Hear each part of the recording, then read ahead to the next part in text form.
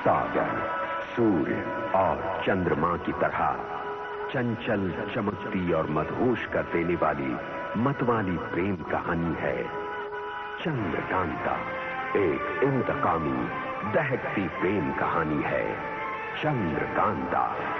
सुलगती, हैरत अंगेज प्रेम कहानी है ये चंद्रकांता। चुनारगढ़ के राजमहल में धधकते इंतकामी ज्वालामुखी को कौन रोक सकता है? इस इंतकाम के माहौल में महाराज शिवदत्त अंबा से महारानी कलावती के बहते खून का लेते हैं गिन गिन कर हिसाब।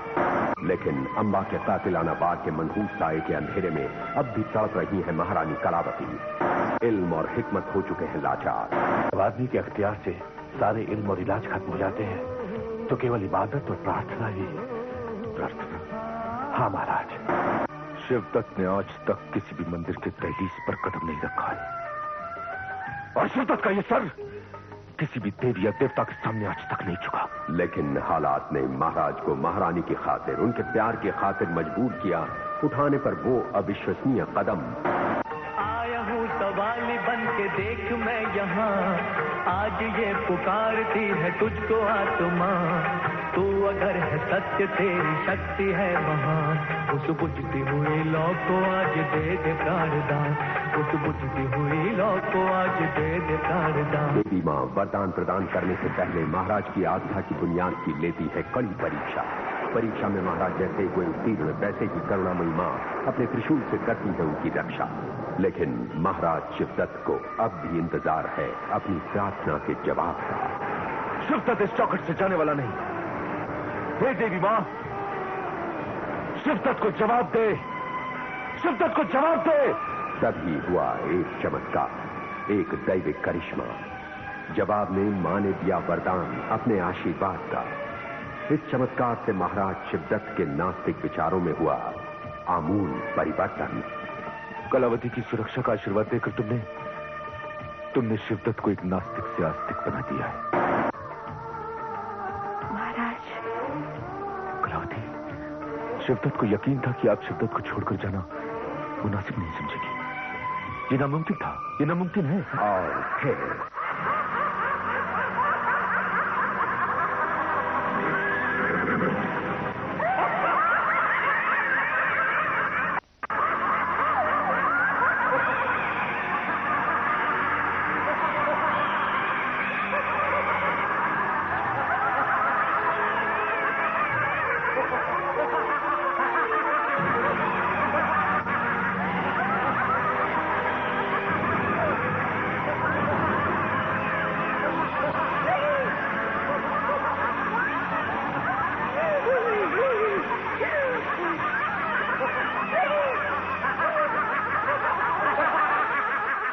मछली को मार कर भी तुझे चैन नहीं मिलेगा तारा। तूने सबको बहुत तड़पाया, इसीलिए तू भी इसी की तरह छटपटाती रहेगी। तू भी मुझ विराडा की तरह हार गई। मेरी हत्या करके तुझे क्या मिला? नाकामी तेरा हश्र है तारा, नाकामी ही हासिल होगी। मेरी नाकामयाबी के लिए खंजर मार के मुझे बहुत का सिला दिया है। तू तो पूरी तरह खत्म हो चुकी है तारा। तू अब खुदकुशी कर ले तारा, अब तू खुदकुशी कर ले। तू पूरी तरह नाकामयाब हो गई है, पूरी तरह नाकामयाब।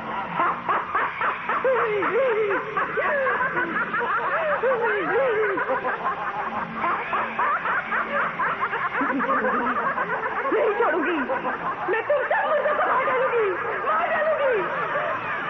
तुम सबको नहीं छोड़ूंगी। हार गई है तारा। तू बात खा गई तारा, तू बात खा गई। तुझे हारना था, तू हार गई, हार गई तारा।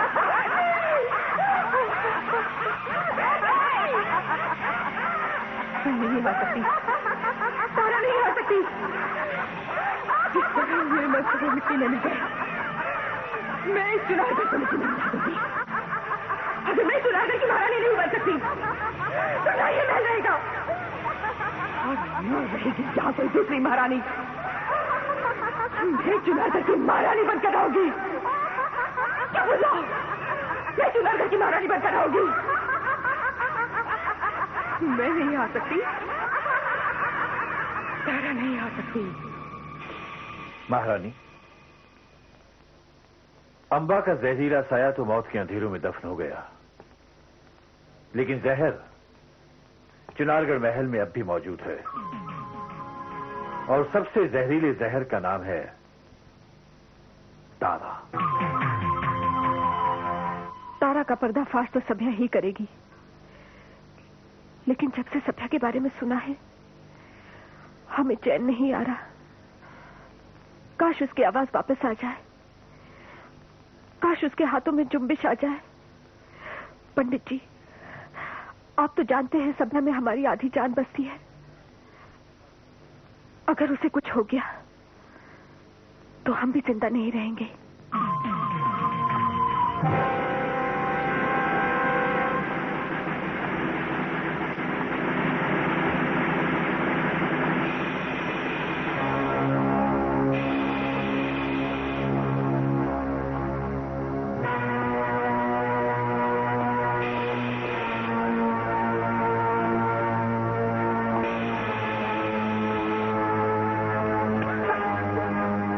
अब मैं एक तीर से 2 शिकार करूंगी।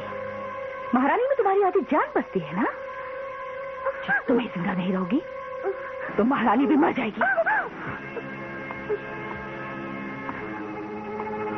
अब तुम सुरक्षित नहीं हो सभ्या,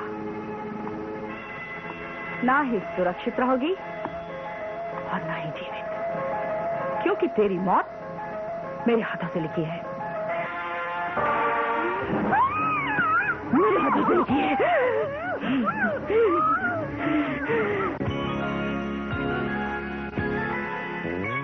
चंद्रकांता की कहानी ये माना है पुरानी, नौगढ़ विजयगढ़ में थी तकरार, नौगढ़ कथा जो राजकुमार चंद्रकांता से करता था प्यार, चंद्रकांता से करता था प्यार।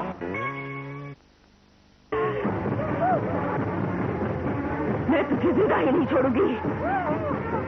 जिनने अपनी सांसें नामराज दी ले, मैं तुझे सांसें ही खत्म कर दूंगी, जिससे तेरी आवाज हमेशा के लिए दफन हो जाए। सभ्या! सभ्या!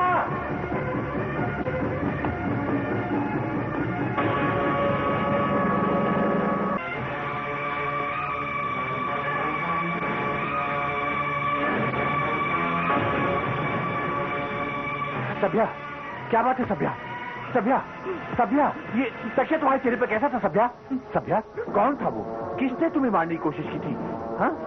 घबराओ मत, घबराओ मत, मैं हूं ना। अगर जरूरत हुई तो मैं पहरा और बढ़ा दूंगा, फिर कोई तुम चटाने की हिम्मत नहीं कर पाएगा। लेकिन बताओ तो सही, मुझे अंदाजा तो मिले कौन था वो? किसने तुम्हें मारने की कोशिश की थी? बताओ, शाबाश, बोलो, बोलो, बोलो। ये बेचारी तो बोल भी नहीं सकती।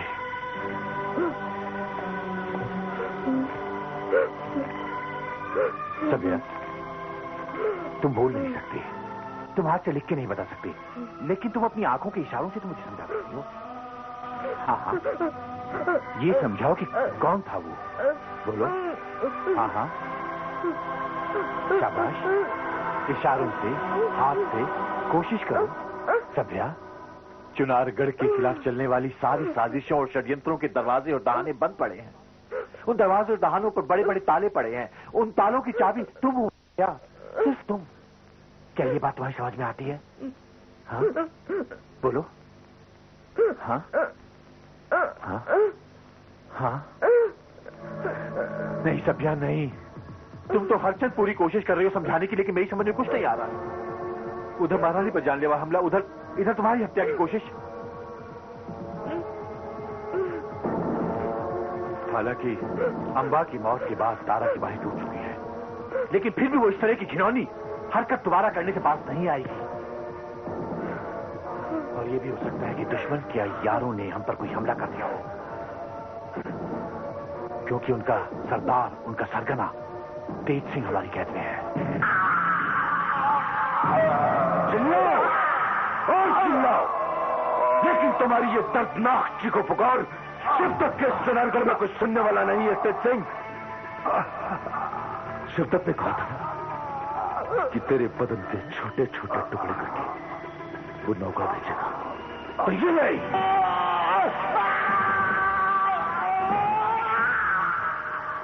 अब ये तेरे बदन का टुकड़ा और तेरे खून से लिखा गया फरमान नौगढ़ भेजा जाएगा। वहां का महाराज सुरेंद्र सिंह इस गोश्त के टुकड़े को देखकर कांप उठेगा और कांप उठेगा नौगढ़। महाराज जा, मारो मारो शिवदत्त, जितना मार सकते हो मारो। अरे मारते मारते तुम्हारे हाथ थक जाएंगे, लेकिन तेज सिंह की पीठ नहीं झुकेगी। कर दो मेरे जिस्म के टुकड़े टुकड़े, बहा दो कतरा कतरा करके मेरा लहू, लेकिन तेज से अपने महाराज सुरेंद्र सिंह को अपने लहू से फरमान कभी नहीं लिखेगा, कभी नहीं। हाँ, तुम्हारी ये जुर्रत कि तुम शिवदत्त की आंखों में आंखें डालकर ऊंची आवाज में बोलने की हिम्मत रखते हो। क्रू सिंह, इसे इतना मारो, इतना मारो कि आज के बाद कभी आंख उठाकर देख न सके, कभी ऊंची आवाज में बोल सके।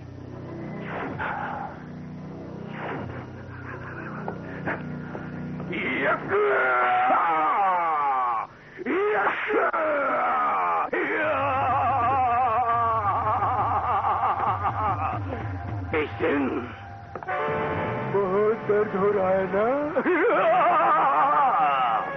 बहुत नाज है तुझे अपनी फौलादी जिस्म पे, लेकिन अभी तुम्हारा फौलादी जिस्म मुंह बनकर पिघल जाएगा।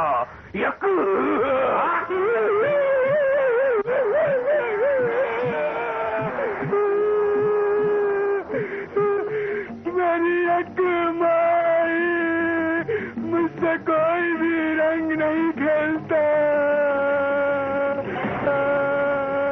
कोई भी होली नहीं खेलता। सब कहते तुम क्रूर सिंह हो, इसलिए तुम्हारे साथ होली नहीं खेलेंगे, नहीं खेलेंगे। यक माई, मेरा नाम क्रूर सिंह क्यों रखा? सरकार, अरे सरकार फिर बचपने में चले गया।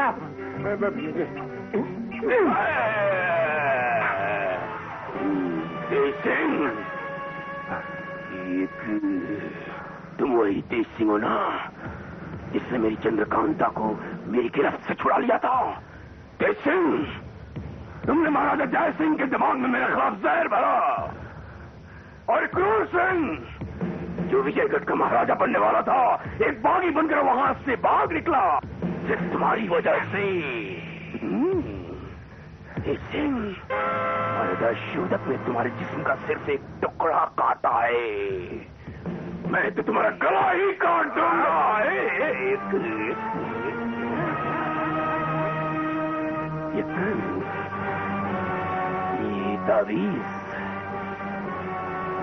ये तावीज तुम्हारे गले में।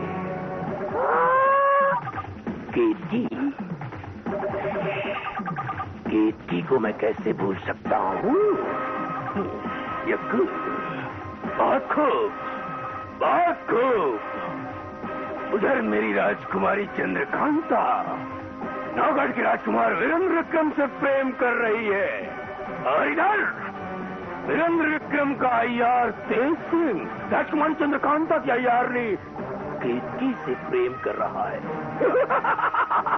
बहुत खूब, बहुत खूब, क्या खूब है ये प्रेम कहानी।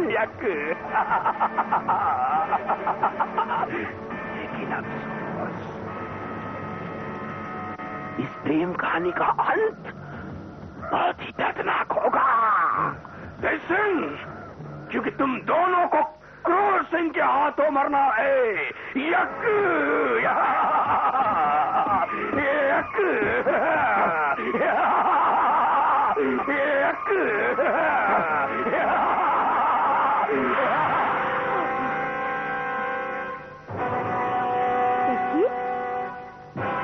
क्या हुआ? आज मैंने एक अजीब भयानक सा सपना देखा। एक भयानक पूज्य सा खंडर जिसमें फंसे हैं तेज सिंह मुझे आवाज दे रहे हैं। आंखों में मौत का खौफ, बदन पर हजारों जख्म, लड़खड़ाते लड़खड़ाते मेरे पास आ रहे हैं, मुझे बुला रहे हैं। और तेज सिंह की चिंता मत करो। उनके जैसा दिलेर आदमी, बेमिसाल और अय्यार इस दुनिया में दूसरा कोई नहीं है। वो तो सब ठीक है, लेकिन सुनो केतकी, जिसे दिल की गहराइयों से प्यार किया जाता है, आंखों से ओझल होते ही उसके बारे में डरावने सपने और बुरे ख्यालात भी आते हैं। फिर ये तो तुम्हारी प्यार की शिद्दत और इंतहा भी है। लेकिन जब भी वो किसी मुसीबत में होते हैं या उन पर कोई मुसीबत आती है तो मेरे दिल की धड़कनों की आवाज बदल जाती है। और आज भी मेरे दिल की धड़कनों की आवाज बदल चुकी है। मुझे लगता है कि तेज सिंह किसी मुसीबत में फंस गए हैं। ऐसे बुरे ख्यालात अपने दिल में मत लाओ। और कोई ख्यालात आता ही नहीं तो मैं क्या करूं? कह के गए थे कि 7 दिन में वापस आऊंगा, और नहीं आया तो आज तो 6 दिन हो चुके हैं और मैं 7वें दिन का इंतजार नहीं कर सकती हूँ। सब्र से काम लो केतकी। नहीं, अगर मैंने आज अपने दिल की बात नहीं मानी तो कल अपने दिल को क्या जवाब दूंगी? मुझे चुनारगढ़ जाना ही होगा। लेकिन तुम्हारा चुनारगढ़ जाना खतरे से खाली नहीं है। खतरों की फहरिस्त कितनी है? हर प्रेमी अपने खतरे खुद उठाता है। जो भी खतरे आएंगे मैं उनका सामना करूंगी, लेकिन आज यहाँ नहीं रुकूंगी। हर हाल में मैं चुनारगढ़ जाऊंगी।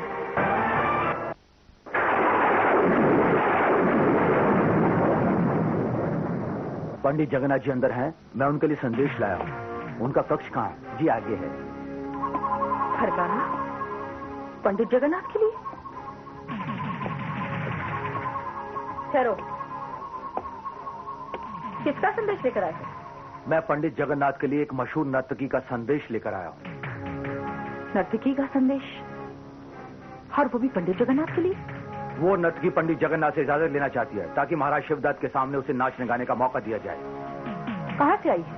वो नर्तकी बल्लमगढ़ राज्य से आई है। बल्लमगढ़ से नर्तकी? ठीक है, अब तुम जाओ। जी।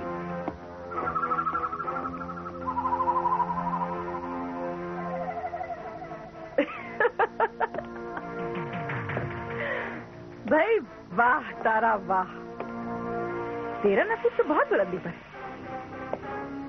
नर्तकी, और वो भी बल्लमगढ़ से।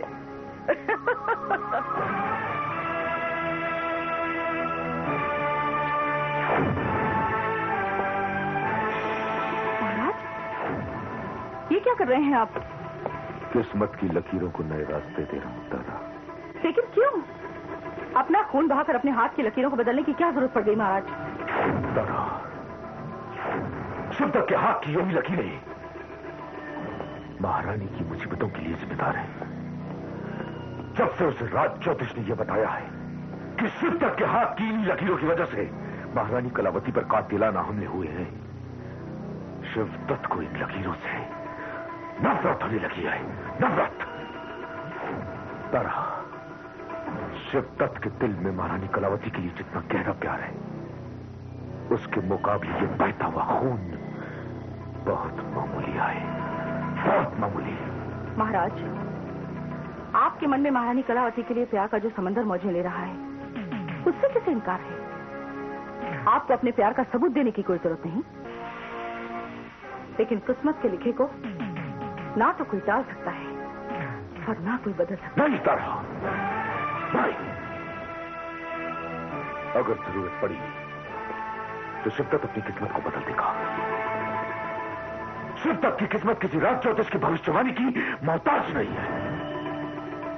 महारानी कलावती पर अब जो भी नया संकट आएगा, उसे महाराज शिवदत्त से टकराना होगा, मुझसे टकराना होगा। हाँ तारा, हाँ, आज के बाद कोई भी दुख, कोई भी तकलीफ, कोई भी संकट महारानी के पास से गुजरने की गुस्ताखी नहीं कर सकता। अब शिवदत्त दुनिया की तमाम खुशियों से